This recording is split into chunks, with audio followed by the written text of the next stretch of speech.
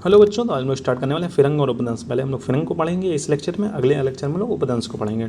आचार्य भावमिश्र ने फिरंग रोग का वर्णन सर्वप्रथम बताया। फिरंग रोग में फिरंग देश से अधिक पाई जाती है एवं फिरंगियों के कारण इस रोग का प्रसार हुआ। यह रोग पीड़ित व्यक्ति के साथ स्वस्थ व्यक्तियों के मैथुन करने से होता है। यह जनेंद्रिय संबंधी एक संक्रामक रोग है जिसका प्रसार फिरंगियों के द्वारा भारतवर्ष में हुआ आता है। इसे फिरंग रोग कहते हैं। गंध रोग, जैसे गंध रोग कई बार पूछ लिया गया था। 2021 बैच में गंध रोग क्या है इस तरीके से पूछा गया था, या शायद किसी और पीजी में पॉइंट ऑफ इंटरेस्ट में पूछ लिया गया था। गंध रोग, गर्मी, अशतक, कर्कश, ठीक, गंध रोग के नाम से फिरंग को पूछ लेता है, क्वेश्चन में भी पूछ सकता है, तो ये चीज़ें याद रखनी पड़ेंगी। गंध रोग। निदान पंचक, फिरंग रोग फिरंग देश के मनुष्यों के साथ अंग संसर्ग से होता है। फिरंग देश की युवतियों के साथ प्रसंग करने से फिरंग रोग होता है। अनुवांशिक मतलब जेनेटिक कॉज भी हो सकता है, अगर माता पिता को है तो उसको भी होगा। उपरोक्त निदानों के सेवन से इस व्याधि का संक्रमण एक मनुष्य से दूसरे मनुष्य को हो जाता है, जिससे फिरंग रोग की उत्पत्ति होती है। इसका संक्रमण 4 प्रकार से होता है: मैथुन के द्वारा, संसर्ग या गात्र संचरण से, रक्त मार्गजन और सहज मार्गजन। ठीक है, मैथुन के द्वारा मतलब क्वाइटस से 90 to 95%।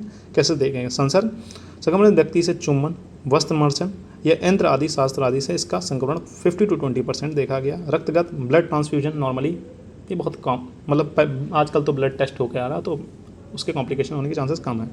सहज मार्गजन, फिरंग रोगग्रस्त माता पिता के गर्भ में होने, मतलब अगर माता पिता पीड़ित हैं और अगर बच्चा जो होगा वो भी इस रोग से पीड़ित होगा।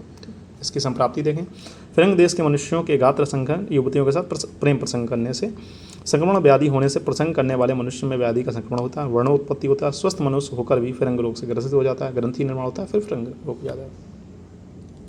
संप्राप्ति घटक की बात करें, दोष इसमें पित्त प्रधान त्रिदोष है। दोष जो होगा धातु, रक्त, लसिका, धातुमल में पित्त होगा। स्रोतस, शुक्रभास स्रोतस, अधिष्ठान, ज्ञानेंद्रिय मतलब रिप्रोडक्टिव ऑर्गन्स से रिलेटेड होगा। ठीक है, जितने भी, जैसे मेल का हो गया पेनिस, फीमेल का हो गया वजाइना, तो वहाँ पर ये ज़्यादा इन्फेक्शन करेगा। ठीक है। भेद की बात करेंगे तो भावमिश्र ने 3 बताए हैं: बाह्य अभ्यंतर और बहिर्अभ्यंतर का दोनों। ठीक है, आधुनिक में इसके 3 हैं: सहज या कुलज फिरंग, जन्मोत्तर या संसर्गज, प्रारंभिक फिरंग और द्वितीय फिरंग। ठीक है। लक्षण बाह्य फिरंग के देखेंगे, फिर अभ्यंतर फिरंग के देखेंगे। विस्फोट के समान फोड़ा निकलना, इसमें पीड़ा कम होती है या व्रण के समान फूटता है या सुख साध्य व्याधि है। अभ्यंतर फिरंग संधियों में होता है, इसमें आमगत के समान वेदना होती है, इससे शोथ की उत्पत्ति होती है, कृष्ण साध्य। बहिरअंतर्गत या फिरंग बाह्य एवं अंधातर इन दोनों स्थानों में होता है, इसमें बाह्य फिरंग एवं अभ्यंतर फिरंग के दोनों के लक्षण मिलते हैं। सहज फिरंग की बात करेंगे तो सहज फिरंग पीड़ित माता पिता से उत्पन्न नवजात शिशु में उत्पन्न हुए फिरंग रोग को सहज फिरंग की संज्ञा दी गई है। गर्भपात की संभावना रहती है, गर्भ के जन्म होने पर फिरंग रोग से ग्रसित होगा। ठीक है। साध्य सत्ता की बात करें तो बाह्य फिरंग साध्य होगा, अभ्यंतर फिरंग कृष्ण साध्य होगा, बहिर्गत फिरंग असाध्य होगा, नवीन उपद्रव रहित साध्य होगा। अगर जीर्ण हो गया, अगर बहुत पुराना हो गया तो असाध्य हो जाएगा। उपद्रव की गणना करेंगे तो काश्य मतलब कालापन हो सकता है, बल्च है, अग्नि मंद, अस्थि शोष, अस्थि विकृता मतलब डिफॉर्मिटी ऑफ द बोन भी देखने को मिलेगा। ठीक है बच्चों, तो मिलते हैं नेक्स्ट लेक्चर में, तब तक के लिए हैव अ नाइस डे। पढ़ते रहें इस तरह।